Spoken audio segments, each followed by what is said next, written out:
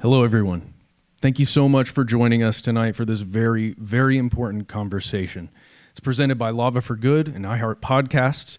We are here in the brand new iHeart Podcast studios in Atlanta, Georgia, to have this conversation. This is a multi-podcast live event. We're going to be speaking with some very important people, and I just can't wait for you to hear it. It's a conversation we're going to have tonight about a decades-long war against a concept, drugs. And it's about how the attempts to win that war corrupted and completely broke a legal system, and how that broken system affects the lives, the livelihoods, and the futures of everyone who's made to go through that system. So without further ado, I'm just going to have our panelists come on out, join us on stage, and begin the conversation.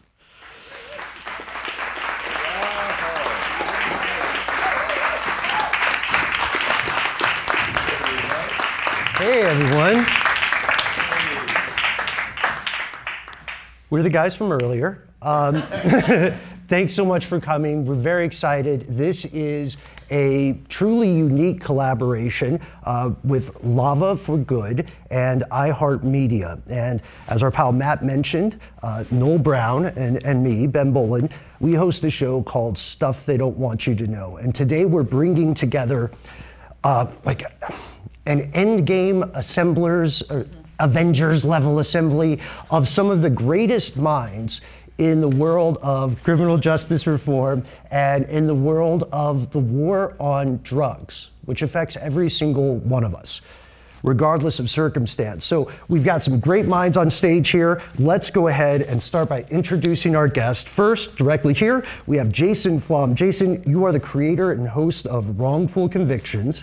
Additionally, you are a prominent criminal justice reform advocate. You are a founding board member of the Innocence Project. And Wrongful Convictions dives deep into some harrowing accounts of what happens when the justice system goes awry, or as some would say, works by design, right? And we just want to thank you for joining us today. Well, thank you for having me. It's an honor to be here. Love being at iHeart, such a great company, great place. And really excited to share some of these stories with your audience and get people better informed and more, get them angrier. Honestly, I want people to get angry and get involved, and that's what we're here for. And so, like I said, being out on your platform with your audience, it's really exciting. Well, also here to help us a little bit with that informed anger that I think we're all going to participate in is Pulitzer Prize winning author Gilbert King. In addition, as if that weren't enough, being a Pulitzer Prize winning author, he's also the creator and the host of the Ambi Award, which is a thing they give out for podcasts now, the Ambi Award winning podcast Bone Valley. In addition to being a prolific author and incredibly tenacious researcher, King's work on his book, Devil in the Grove, actually led to the exonerations of the wrongly accused men known as the Groveland Four. The podcast, Bone Valley, brings that same level of investigative rigor to the story of Leon Schofield. So, Gilbert, thank you so much for being here with us. It's my pleasure to be here. I'm really looking forward to joining this very promising and talented group up here. So. Promising, I like promising. Promising. A lot of promise. We're all young. There we go. A couple whippersnappers up here.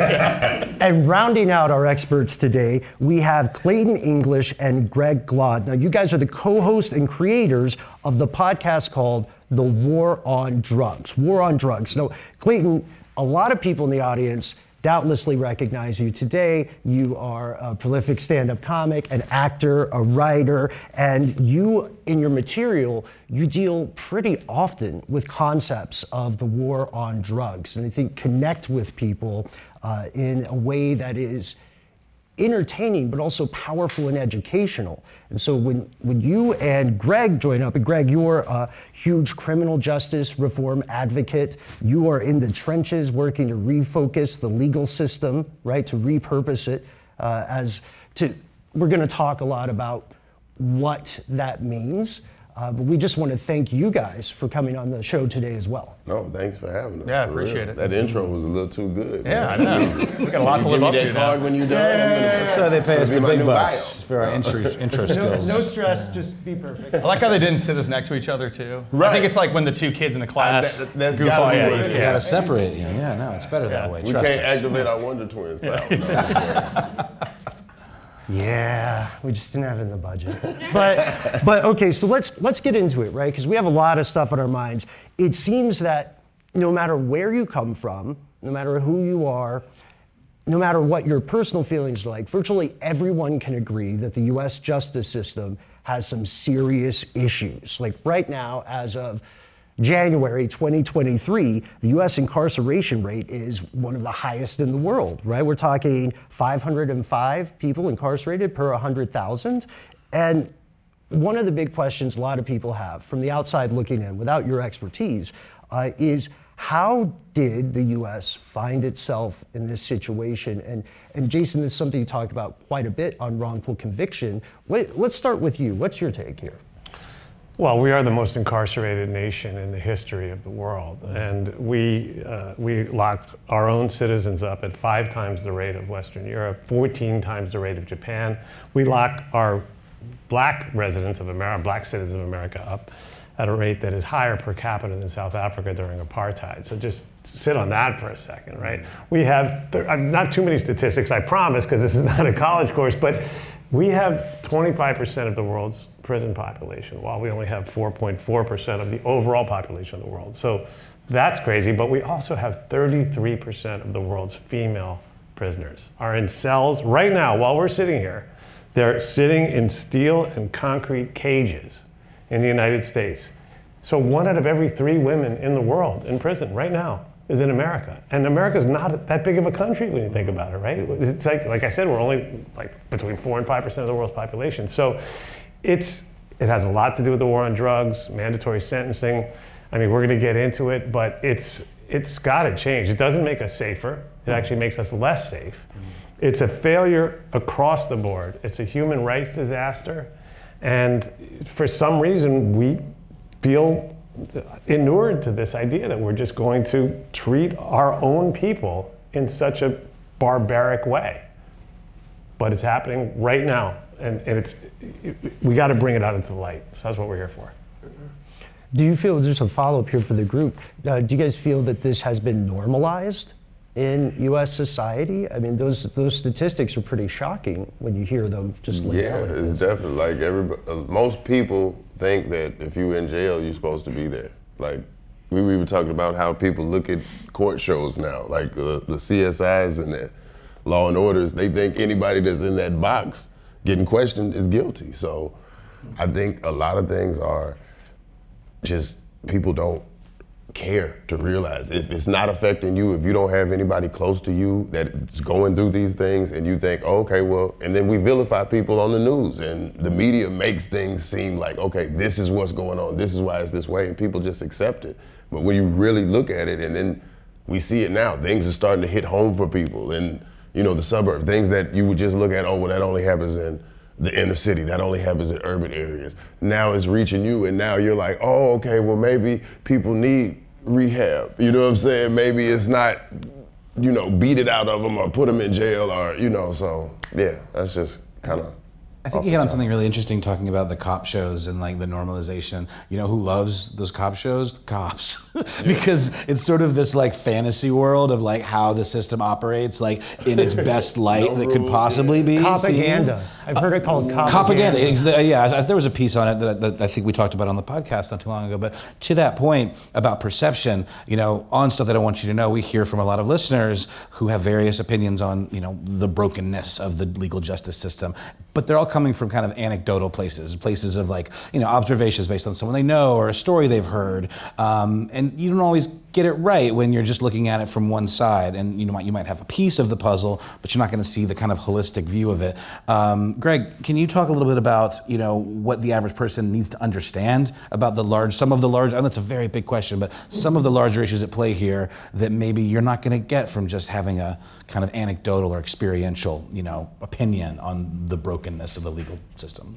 Yeah, I think one of the things that we need to know is that the criminal justice system is one of the only organizations where the more they fail, the bigger they get to be. And they're actually use their failures to justify expanding. And so, I see like what happened, after COVID. We saw, significant rise in violent crime. We saw, overdoses skyrocket into, the hundreds of thousands in the United States.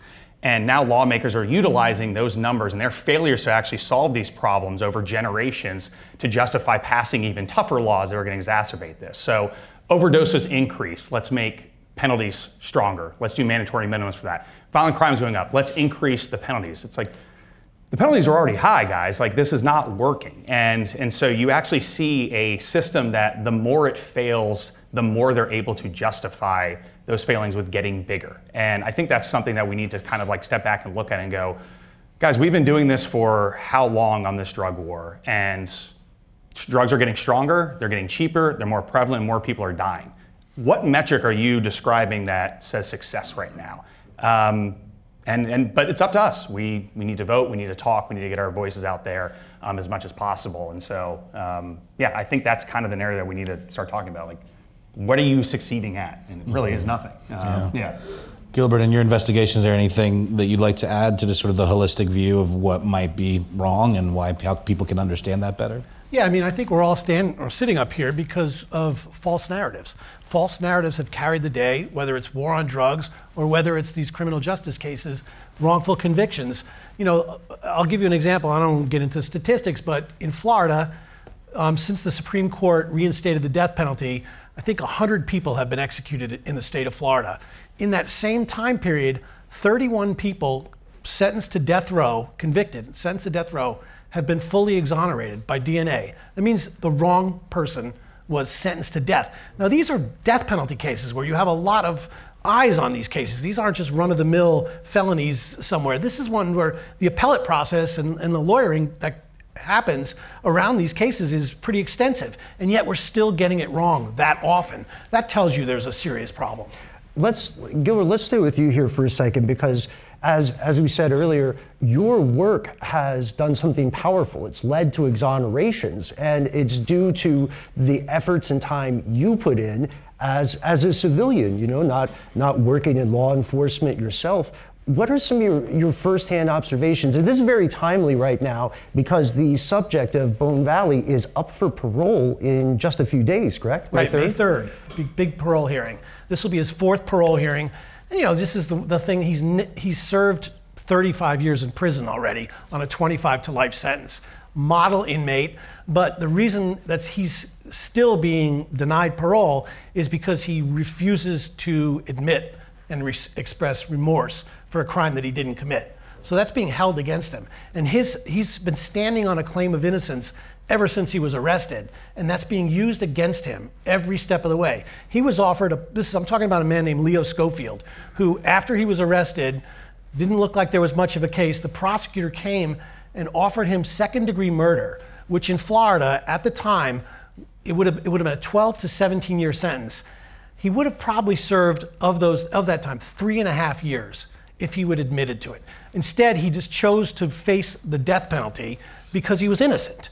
And he was not going to take this plea because he felt it would dishonor his wife, who was accused of killing. And so he did not take that plea, and he's been in prison for 35 years.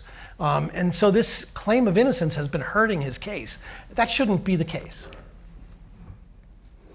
No, 100%. Clayton, in your work, you found kind of a universality or sort of a shared experience in your audience, and when you explore the war on drugs in particular, what kind of prompted you to explore that topic and explore that universality and the idea of the war on drugs, quote unquote, sort of affecting more than just the people who are being targeted or the people who are getting convicted? It's really a cultural kind of phenomenon and has changed sort of attitudes, in this country.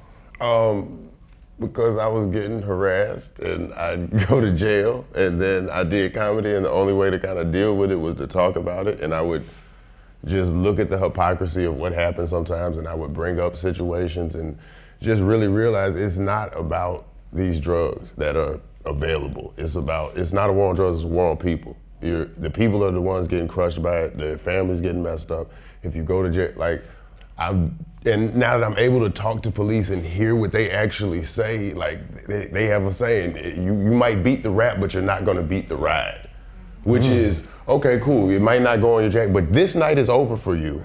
Probably gonna mess up you trying to go to work tomorrow. Probably gonna lead to you getting fired. Now you can't pay bills. So it's an effect of, you're saying you're trying to get drugs off the street, but if you didn't get them in a shipment that was in the tons, what is it doing when you got $20 worth of weed from this person on the street, or just things like that?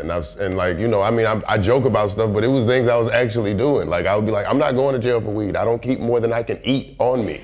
Right. And I would do that. Yeah. If I see the police lights, I'm eating a whole blunt sometimes. And it's not even the police, it's a taxi. So, you know what I'm saying? Like, now, I don't know when I'm gonna be high, but that was like situations that actually happened, and then like I just take it to the stage because I know that it's gonna connect with people, because if you smoke weed, you've been in that situation where you were high and you get pulled over and you're not high anymore. It's also, it's like such a low barrier of entry to getting you into the system. Right. You know, and like then you're in the system. Whether you did something egregious or something laughably, you know, minor, you're in it. And then you have to pay your way out of it. And maybe you can't afford to pay your way out of it. And maybe then it's sort of bankrupting you and causing problems with your family and leading to additional problems. But that's like, that's a question that I think needs to occur more often for a lot of people.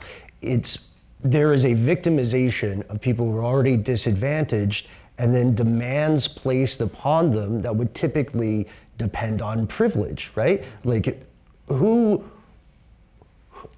gets arrested for $20 worth of weed and then instantly has a lawyer, right? Not a lot of people. And this leads us to something interesting. This one is for Greg. We'll start with you, and then we'll go to the group. You mentioned something that I know you guys talk about a lot of more on drugs, which is the perception of the uptick in violent crime, right? And we hear this cyclically, like throughout the years, that there's an uptick in violent crime. Something must be done. We all agree there's a problem. No one agrees how to fix it. And you guys, Clayton, Greg, you guys have talked a lot about what solutions are. And Jason, you've done this as well, like ineffective versus effective solutions. What does that mean to someone on the outside? How does that play out in the real world?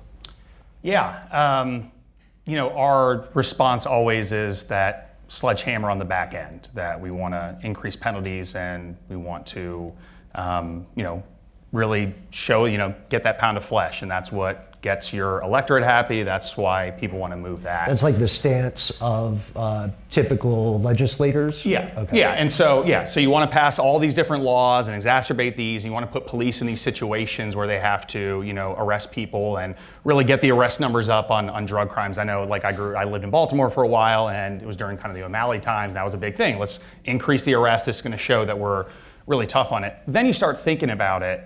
And so, you know, you're saying, wow, we don't have enough police. Okay, so now you're wasting a bunch of time utilizing your police department to, you know, essentially harass a bunch of people, like in the inner city, to just get arrests on there. So that's taking a cop off the street. Now that's putting that person in a worse position. And then they start becoming these habitual offenders because they have a bunch of drug arrests and things like that. And so that's the issue. So we always go on this back end or pound of flesh aspects instead of actually looking at what the root causes are. And when you have something like COVID happen, or in 2008 when the housing crisis happened, we saw both those situations where crime went up and also drug use rose significantly. It kind of really shows the rot of the foundation of our criminal justice system, how little we've invested in these other things like the front-end community servicing programs or addiction treatment. And especially, we have such a lack of knowledge societally and from a government standpoint about what addiction is and how to actually solve it.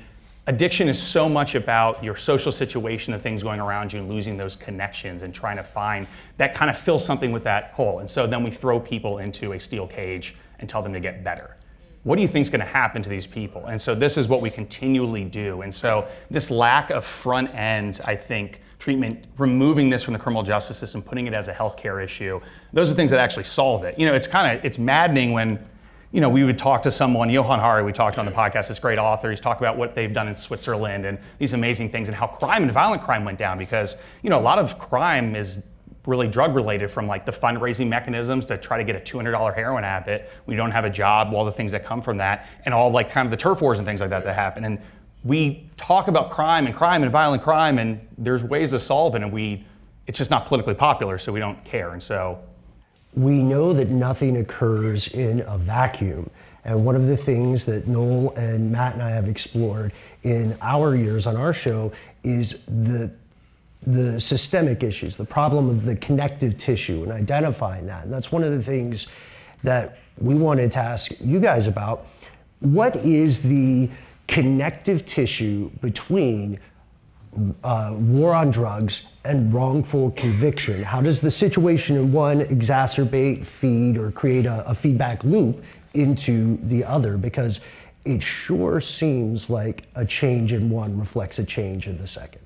I'll give it to Greg after this because he knows all the details and stuff. But for me, just to see like our Edwin Rubis episode, we saw somebody that was in jail for drugs that did not get caught with drugs. And I think most people don't think that. They don't realize that there's people in jail for kilos of cocaine that they never had, never got caught in their possession, never had video footage of, never been seen with it, because somebody in whatever organization they're in entered into a deal with the feds, and they take this person's word for whatever they say. So it's essentially somebody higher up that knows how the system works using somebody as a pawn.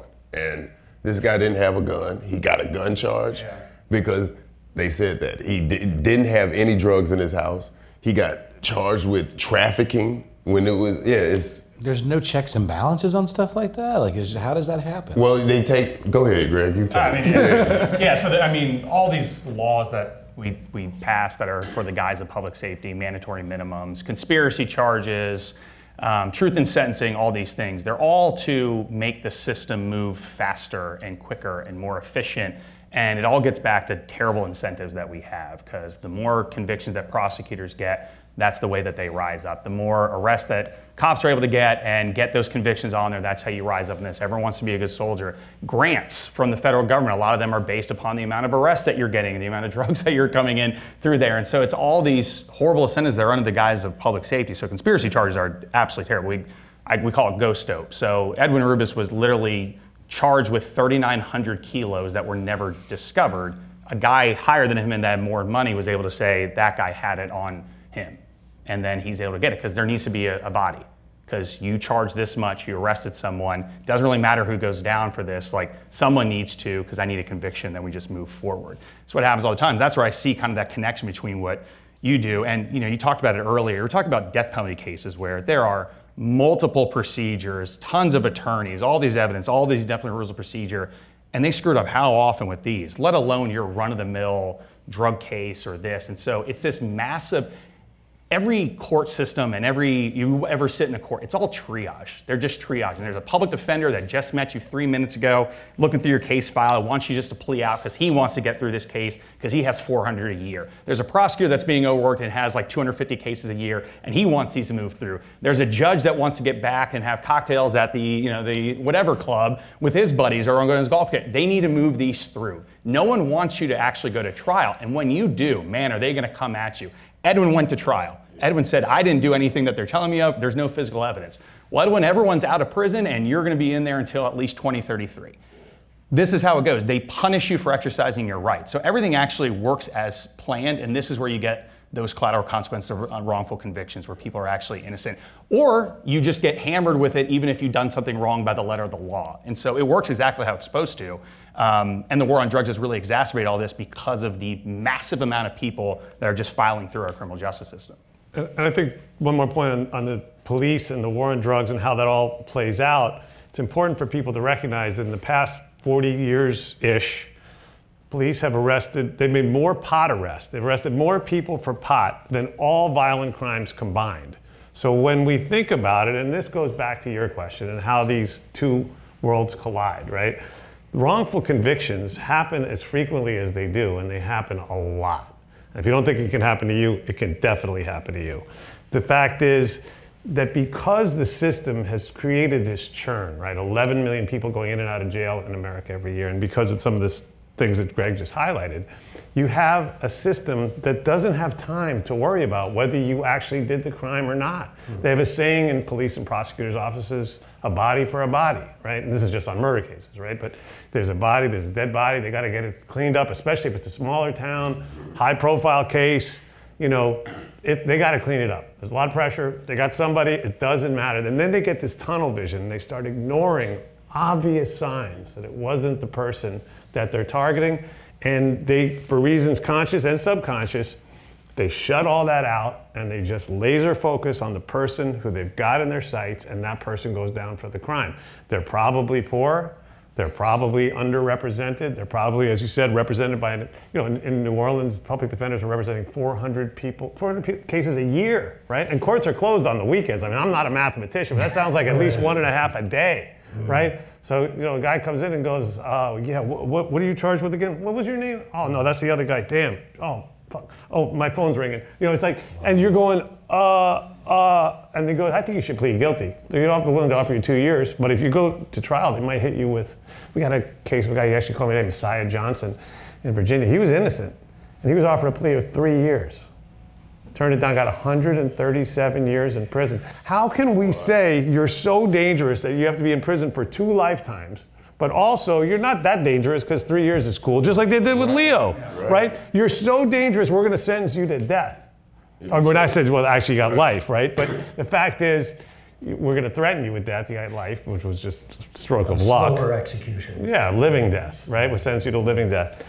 And it doesn't serve us as a society in any way, not to mention the expense. You know, David Kim, who's right here, pointed out to me that the New York City comptroller, and again, I'm going back to New York City because it's where I'm from, but in New York City, it costs $565,000 a year to keep somebody in Rikers Island. At the same time, you can put them in the Ritz-Carlton, in a suite. You could send them to Harvard. With room service, yeah, Harvard would throw that in too, right? They can stay in my house for that. That's what I'm saying. Dude, what did you do? I stayed there, it's nice. And at the same time, you have organizations like Avenues for Justice that can take a kid who's experiencing their first serious interaction with the criminal legal system and take that kid and provide a holistic solution. And they are able to sometimes talk with prosecutors and judges to get them to turn the kid back over to them. I've spent 2 or 3 years working with that kid, and the kids, 91% of them never have another interaction with the criminal justice system. They end up going to college instead of prison. So, you know, we know what works, but I don't know why we resist it so mightily. And if we were able to reduce the mass incarceration problem, then there would be time for people to actually have some of their rights and to actually, we got to go back to those standards. I talk about this on the show on Wrongful Conviction all the time. We got to go back to, because they're just words now. Innocent until proven guilty, everybody knows that, right? Everybody knows beyond a reasonable doubt, but it's out the window when you're just something to be processed. You're not a human being. After you're arrested, you're just somebody who needs to be processed into prison as quickly as possible so they can get to the next one. And it's not, I mean, that sounds pretty dead wrong to me, and it is. And if I can just, and that's where the kind of the drug war gets on it. It really is a war. We looked so much into kind of the propaganda of it. I know we all grew up in the times of like DARE and all these CBS news reports, and they made it look like they were like, you know, the villain from a war that you are fighting. And when you villainize people and you make them subhuman, you're able to do things to them like deprive them of constitutional rights, send them to prison for a long time because they deserve it, because they are an enemy. And so you're able to do all these things because of this propaganda, like you said, to make them just less of a person, pretty much. And you say it too. You always say if it's a war, then you got to have casualties. Yeah. So what do you think the casualty is going to be? Yeah. And you mentioned it too, it mostly affects like poor people. And I have a thing I say, it's expensive being broke. Like super expensive. Just like even when I was getting pulled over, it's because a lot of times it was because I had a rundown car. Tag lights out. Oh, you taped up the tag light. And it would just be and I would see weed be the reason for why they pulled me over. Oh, we smelled marijuana. You smelled marijuana? And I was going the opposite direction. You were going with both windows up. And I don't have any weed on me because I ate it already. How did you, so yeah. You know, Jason, you're talking about some, positive things that can possibly change this system. But it sounds to me like these are generational things. These are things that have to be changed through education, like of a whole nother generation who will then maybe be in power and actually enact those changes. Like, can we look at a positive spin on this? Like, when we talk about criminal justice reform, what does that look like to all of you? And how is it as simple as just like legislation, or is it a longer game than that? Well, we have to change people's hearts and minds first, right? We have to change attitudes and perceptions. And, drugs, as we've talked about, are not the problem, right? Drugs, at the Drug Policy Alliance, on whose board I served for over 20 years, we have a philosophy called harm reduction, right? Which basically says, first you have to accept that drugs have always been and will always be a part of society, right? Cavemen did peyote. Little kids spin around in a circle until they get dizzy because they like that feeling of being out of their, like being a little goofy, right? And you do it too, right? Yeah, I saw you doing it back. I was a little worried, but I figured it'd be okay. But the fact is, we need to accept that and then start to say, okay, what can we do to reduce the amount of harm that drugs do to society? These guys made the great point on the War on Drugs podcast about how you can say one thing for the War on Drugs. I think it was you, Clayton. We gave it a good try, right? 100 years, $1 trillion, and it's worse than it's ever been. I'd say, I'm not a genius, but I'd say that's a pretty great failure. And the fact is, so I think we do have to elect better people into office, right, who will, see these changes through. And the good news is, when I started this, we were talking about earlier, when I started this work 30 years ago, and people were like, you're doing what? Like decriminalization, that's crazy. Mandatory sentencing, what's that? I don't understand, blah, blah, blah. But somebody put their arm around me, somebody who I thought was old and wise at the time, turns out he was, and said, hey kid, it takes 30 years to change anything. And I was like, well, here it is. I was 93, it's 30 years later, and weed, it used to be you'd get cracked in the head by a cop for smoking a joint in Washington Square Park. And now you can buy it in the park, like from people who have a little booth set up, right? And they got like a little rainbow flag or whatever. Yeah, things are good, you know what I mean? And so, and I also have to say, because Clayton made that point before, and growing up, I smoked, I kind of thought of myself as like the Jewish Bob Marley. I wanted to smoke as much weed as him, you know what I mean? And I had hair down to here and all the way around. I couldn't even see unless I looked this way to see through the little slit in between my hair right there. Cousin Ed style. Yeah, and I always smelled of weed. And because I started in the morning. Half the time I was on fire, you know what I mean? And yet I never got arrested because I was white and I lived in a zip code where they didn't arrest kids like me for things like that. So that's one of the things that informs my work, is that I don't like unfairness. And it's totally unfair. I don't think anybody likes unfairness when they see it. But when it happens behind closed doors, in police stations and prison cells and places like that, we don't see it. And we need to see it. And we need to see these people as just people. We're not perfect, you're not perfect, but I also did need to go to jail. I went to rehab. And I ended up starting a business, employing dozens of people, paying lots of taxes. We're talking, right, about huge changes, shifts in paradigms, right, sea changes. And we hear statistics constantly. And we know, I think the average person, again, will agree there's a problem, will not agree on the solutions often.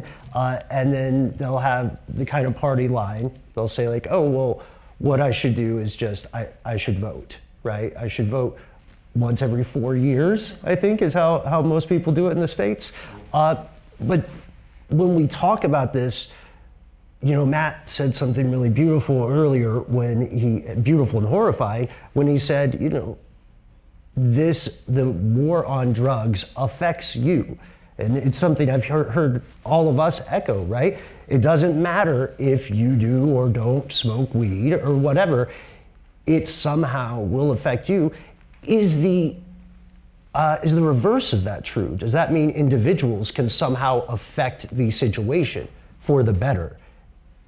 Can you affect the war on drugs? Can you affect wrongful conviction as a civilian, as just a regular person, like all of us, right? I didn't think you could before I did this podcast, really. Like, I just thought it was, it's what it is. You could say stuff and you could post online all you want, but it took somebody like Greg to be like, no, like, if enough people make enough noise on this issue, then you could get the ball rolling on things. You said, call your legislated 3 times, or it does, yeah. 3 All different that stuff people start matters. getting it moving. Yeah. It really does. Like if anyone's ever worked at a lawmaker's office or something like that, you get a couple calls on a bill. I mean, it goes nuts in the bill. They think people really care about it. I think so, like, you'd be surprised to know how few people actually do that. Yeah. So when it happens, it's kind of alarming. It is. Like, oh man, this must be really big. It's probably by design too. Like, 100%. People don't know they can. You know what I'm saying? Like, Well, it's the same with convoluted laws. I mean, like, you're just not being able to drill down and fully understand. They make it that way, you know, to disempower people.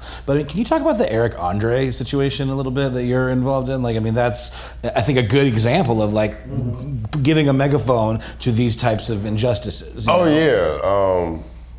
So if you all don't know, I have a lawsuit against Clayton County because I was harassed at the airport. Just try to give it to you. Long story short, this is past security. I'm at the airport. I'm getting on a flight to go to California. I'm getting on the jet bridge. This is the jet bridge.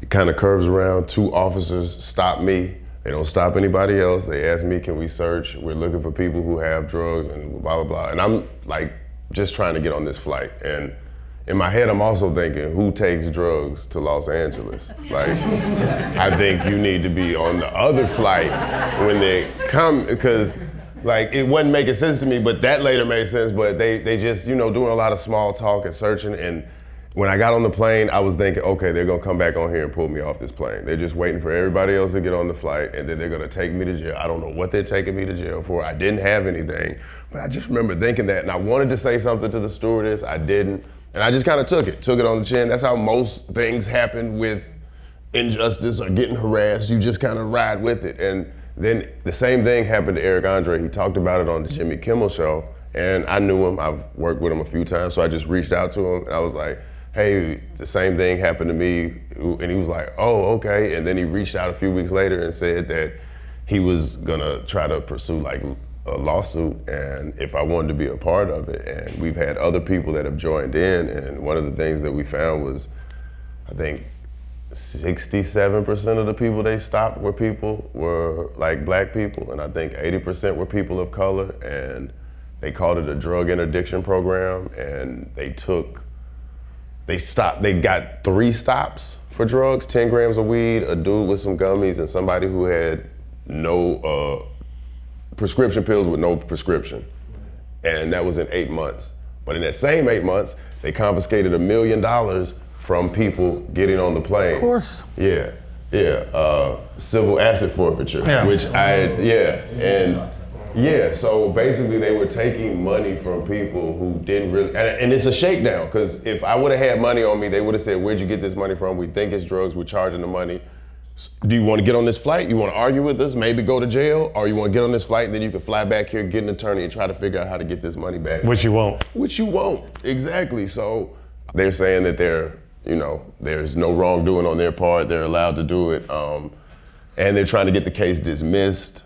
But we've had more people that have joined the case, and no money was taken from me or Eric Andre, but now some of the people in the case are people who actually had their money seized. And you're talking about a more brazen version of what happens when you already get put in the system in the first place, where you got to pay for those DUI classes or whatever they might be. That's all third-party, organizations that aren't governmental. They're just a company that's set up to take your money. Mm-hmm. Yeah, and I think the way Atlanta Airport is set up is, it's patrolled by the Atlanta Police Department, but it's in Clayton County's jurisdiction. So what it looked like to me is they were just kind of using the airport as their own little piggy bank. And okay, this person looks like they might have something. They were definitely profiling, because they're like, okay, who looks like they have something? And okay, let's see if they have cash. And it was a lot of people that'd be like, well, why would someone have that much cash? And first of all, it's US currency.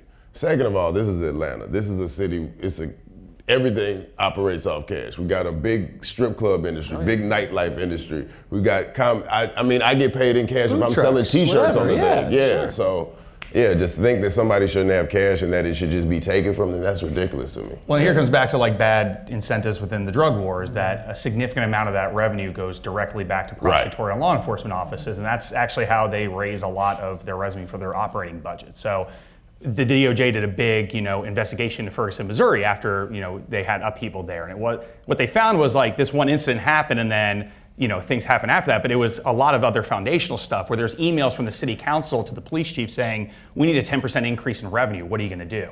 And now they're harassing the community members, and they're actually putting cops in like these spots where like they're having to harass the city. And finally, when something like happened, they're like, we've had enough. And like, this is the things that start to happen. And so these horrible incentives, and drug cases are the ones that bring in the quickest, easiest revenue when you're able to suspect drugs on it. So that's what happens. Yeah. And what'd you call it? Ghost dope? Yeah, right? ghost dope. Yeah. So that's another part of like what you're saying, Clayton, is describing a situation where someone is able to fight back, to seek redress for what's happening. Yeah. And we see so many people, I think, again, targeted because it's known it's assumed they will not have the means to survive the length of time it takes to fight the system, right? So with this in mind, we see again, this is something that can affect everyone. Like Jason, like you were saying, you said, and if you don't think it can happen to you, it can happen to you.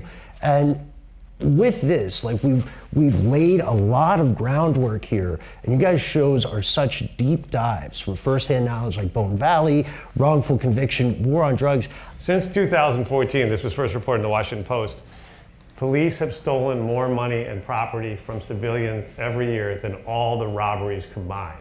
Wow. And you can look that up. It's $5 billion to $3.5 billion. And that was 2014. And since then, nothing's changed. And it's because of that. Because they don't have to prove a crime. They just take your money. They go, we think you might have been involved in something. Prove you weren't. Yeah. Prove they don't you need weren't. to charge you with a crime. You don't even need to be arrested. No. Right. There's no conviction requirement. Your property. They're charging your money. They're charging your property. So it's the state of Georgia versus $107,000 or a 1985 Corolla. It's crazy. There's no recourse. No. Well, you can challenge it. A lot of the forfeitures are such little money. They give you like a voucher or something. So say they steal $600 from you, you're going to hire a defense attorney for $5,000 to get your money. All these go to default judgments most of the time anyway. People don't challenge it, and it's a very low barrier. It's preponderance of the evidence normally, which is like more likely than not. How are you getting to court when they take your car, right? So I just wanted to start opening everybody here being able to ask questions here with a question to you guys. I've never had to hire an attorney for a criminal thing. I have no idea what that looks like. I have no idea how to do that. I probably don't have the money to hire the right attorney to get me out of something intense like this. Are there any resources out there for someone who, has been arrested that can look for like a pro bono attorney who would work on their behalf? Or is it we really just have to rely on the attorney that's assigned to us when we go to prison? Yeah, I'm sure you have. Yeah, I mean, it's few and far between. There is some, and even a public defender, if you have financial means, if you're not below a certain threshold, a lot of the times they kind of really can't provide one to you either. And so it's tough. There's some law firms that do some pro bono work, on that with criminal defense, but a lot of the times it's either the public defender or you kind of trying to figure out or scrape around. I mean, it's tough. I mean, public defense is one of the most underfunded systems that we have. And so you're already at a disadvantage going against the government, and then we underfund our public defense system pretty egregiously. There's federal lawsuits all across the country on that type of disparity. So yeah, good luck. That's why a lot of people plead. I mean, that's what happens. Yeah, I'll just jump. One of the things that I hear a lot is that the post-conviction process is so daunting that storytelling is actually one of the most effective ways to change the narrative. I mean, we're all up here because of false narratives. I mean, if you look at, Jason's, how many people have you had on the program? I think we're 360 something episodes so far, and we'll never stop making them. And these are all people who've been exonerated, so a false narrative has brought them into prison for years until something happens and they're cleared. The war on drugs, you could look at that as this. I remember this, just like the demonization and the dehumanization of people, and just scaring people into thinking that, black people are going to have this crack mania and they're going to have superhuman strength. We need to protect it. We need to write stronger laws. I mean, that was part of it too. And so these narratives that get built, I mean, I'll just tell you in the case with Leo Schofield, at one point, I've been working with him for several years, and, we were kind of done with the investigation. And he said, what do you think is going to happen to me? And I said, Leo, I don't know. The post-conviction process, I mean, it's so daunting. The only thing I can promise you, I can't promise that you're going to get out of prison because of this information, but I can promise you that we are changing the narrative of your story. And that's why these podcasts are so important, because we can do the deep dive into a topic and actually show the truth.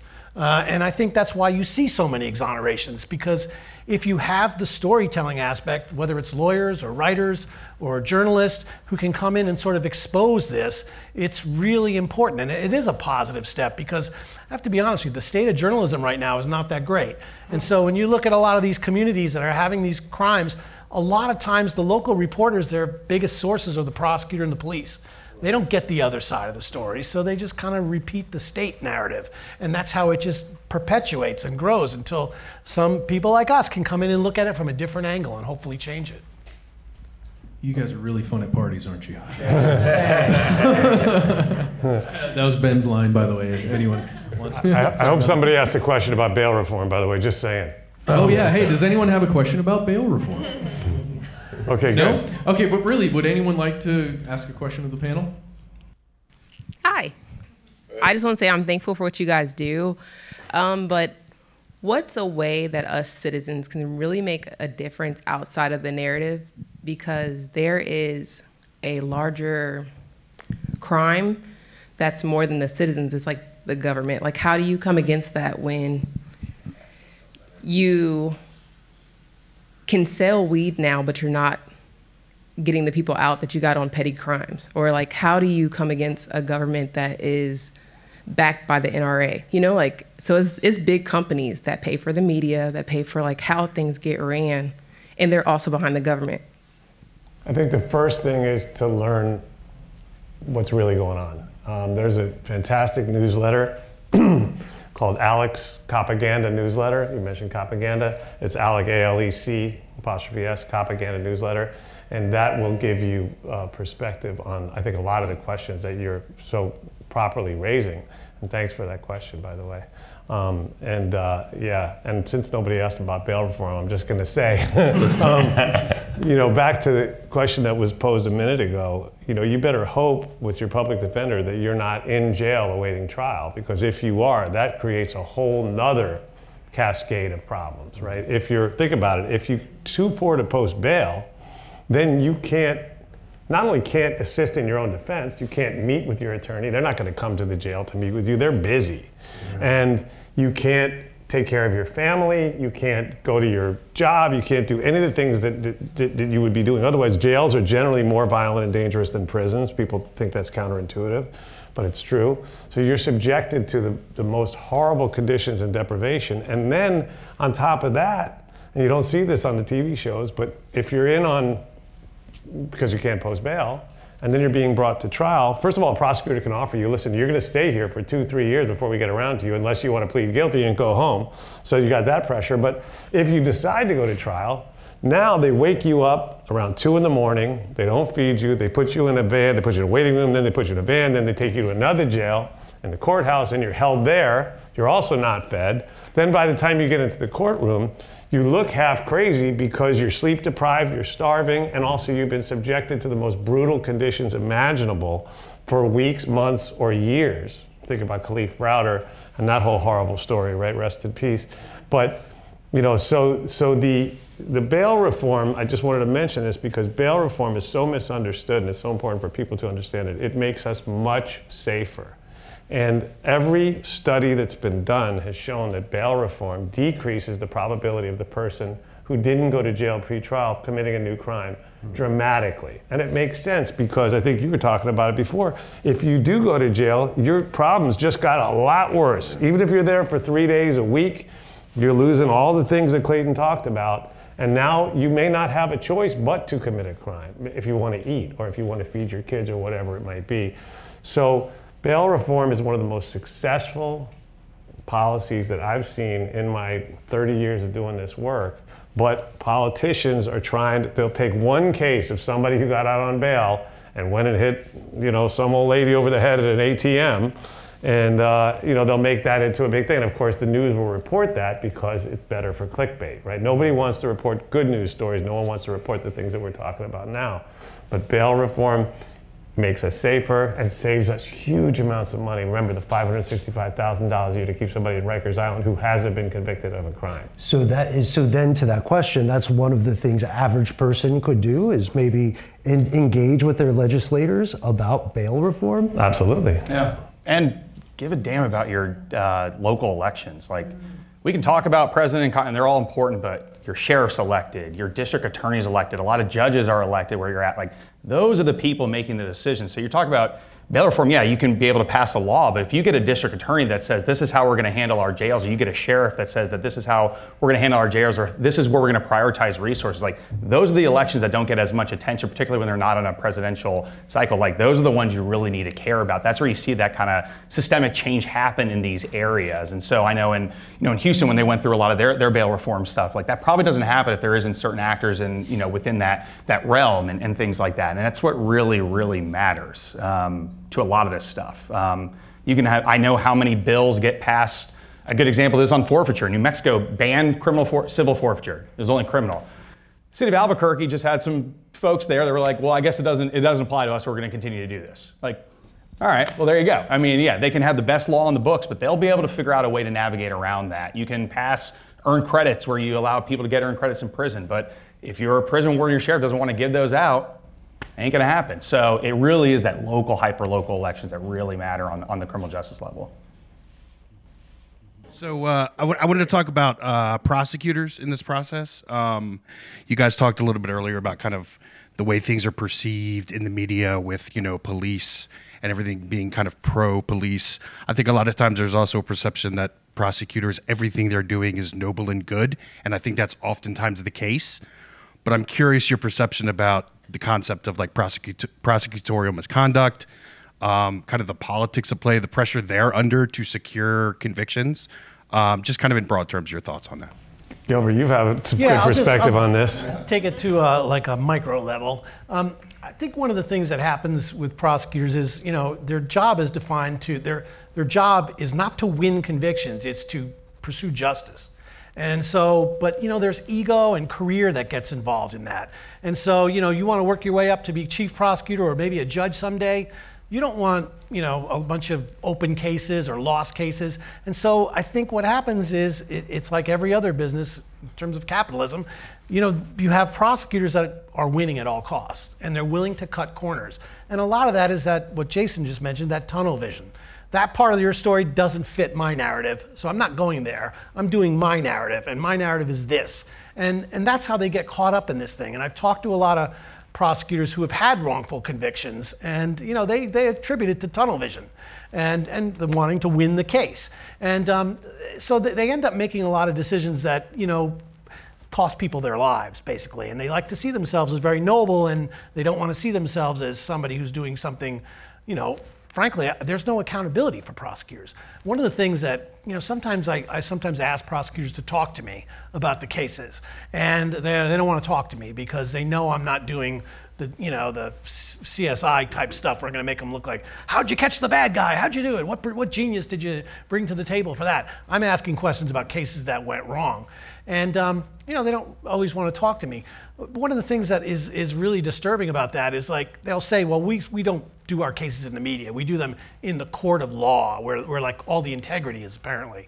If a prosecutor screws up a case so badly and it gets overturned at a higher court, an appellate court, the worst thing that ever happens to a prosecutor is maybe he gets called out in the opinion of that court saying, the prosecutor erred in withholding evidence that would have been exculpatory. And then he goes on and does to his next case, next conviction. If I was withholding evidence, let's just say like I had Leo Schofield confess to me, and I said, gee, that doesn't fit my narrative. I'm going to put that to the side and not tell people about that.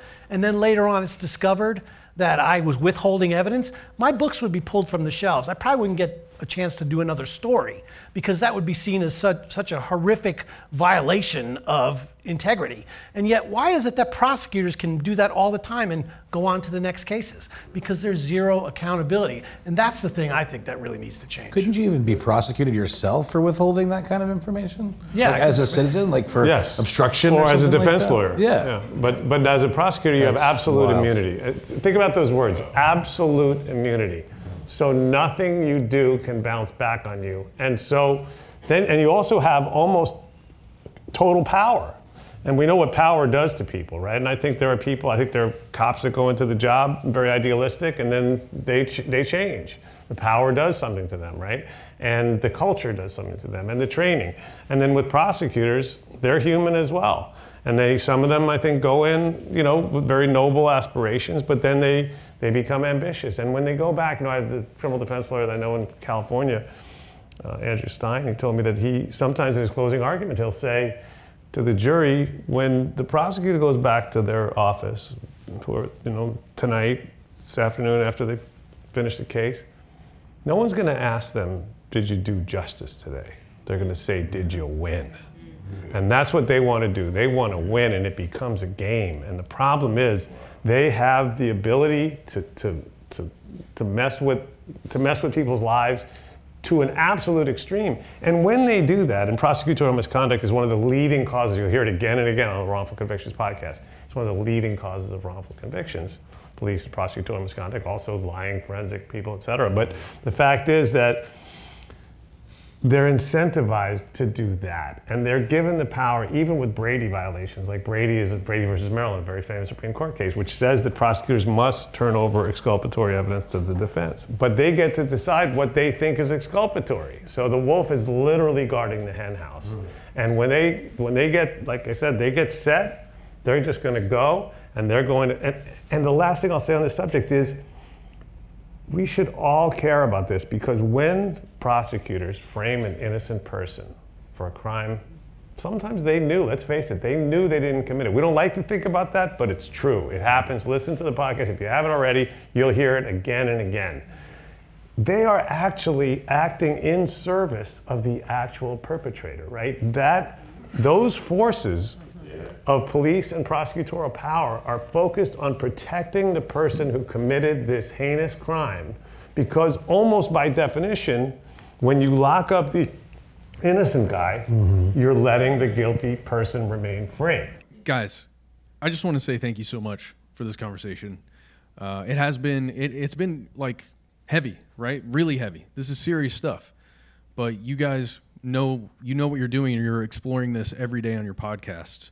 So as you said, Jason, I think the best thing everybody can do here is subscribe to these podcasts, to Wrongful Convictions, to The War on Drugs, and to Bone Valley, and even stuff they don't want you to know. Yeah, you can subscribe to us too. That's fine. We're not above it. Oh, yeah, sure. We talk about these things. It's a good show. Check it out. But really, thank you guys. I think we're going to end the show now. Yeah, seconding that. Man, this is an incredible conversation. Thank you to Jason, truly. to Clayton, to Gilbert, thank you to Greg, and thank you, folks. Great job. Thank you so much.